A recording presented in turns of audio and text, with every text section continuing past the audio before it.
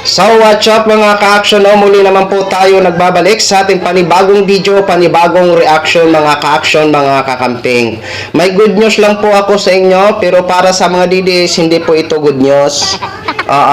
Aalma at aalma ho sila dito, di ba?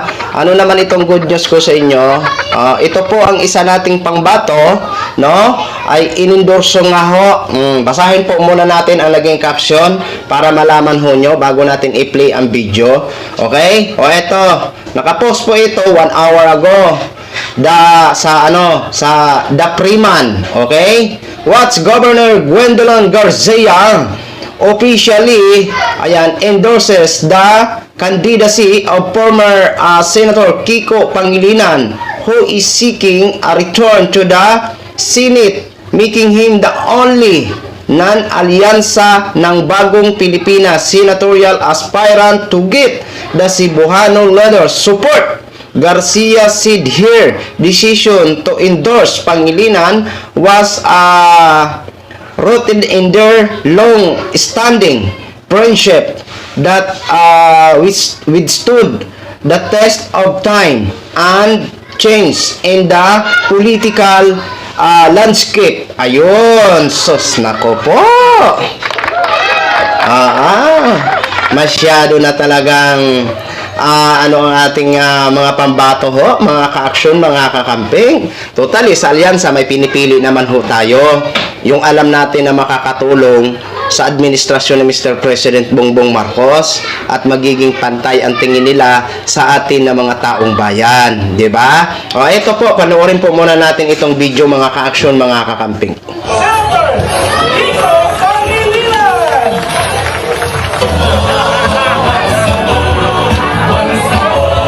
Si Senator Kiko has always been a very good friend.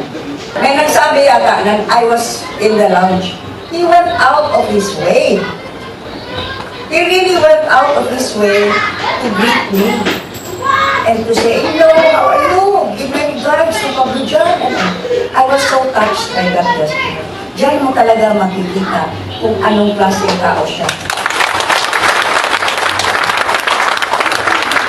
Constancy and consistency.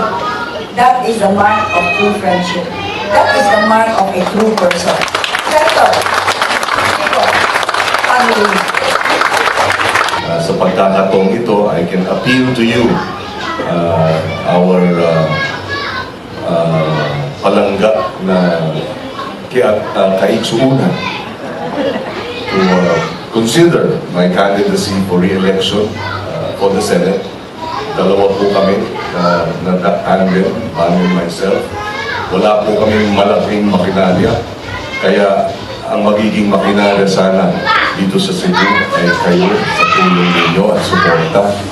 Dahil tayo naman po, 3 terms, we have won always when we ran here in Cebu. Dagang salamat for your support, all of those people. Ang suporta sa ating magsasaka at mangingisda ay critical. Walang bansa sa buong mundo ang umunlad na pinabayaan ang mga magsasaka at mangingisda.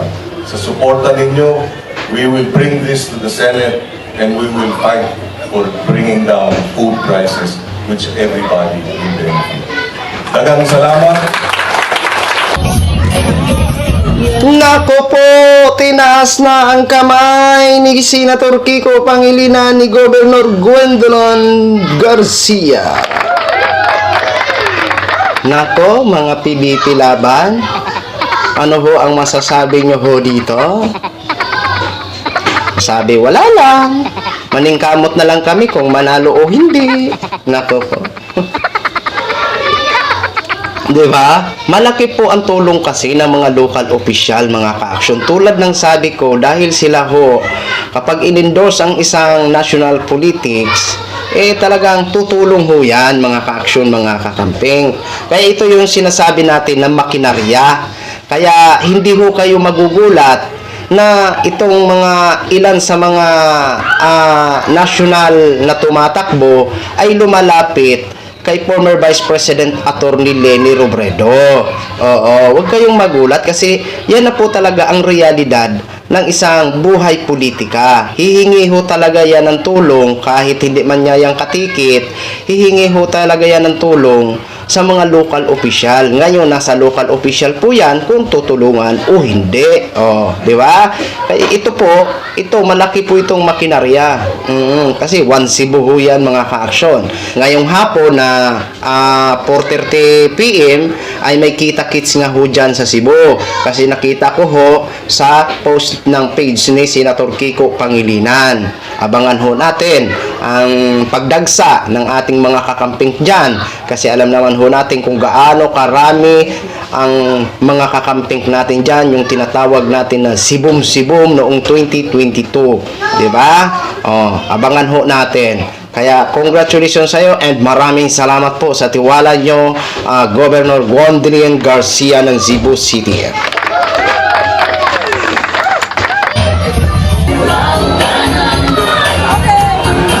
Sa magkausapan sa Kasipang Pagka, Governor Juan Garcia!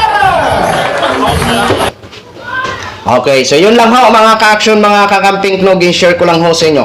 Maraming salamat po sa ating mga viewers, Luzon, Visayas at Mindanao all over the world. Ako po ang inyong lingkod, si The Action Man. Have a good day, everyone. Beautiful.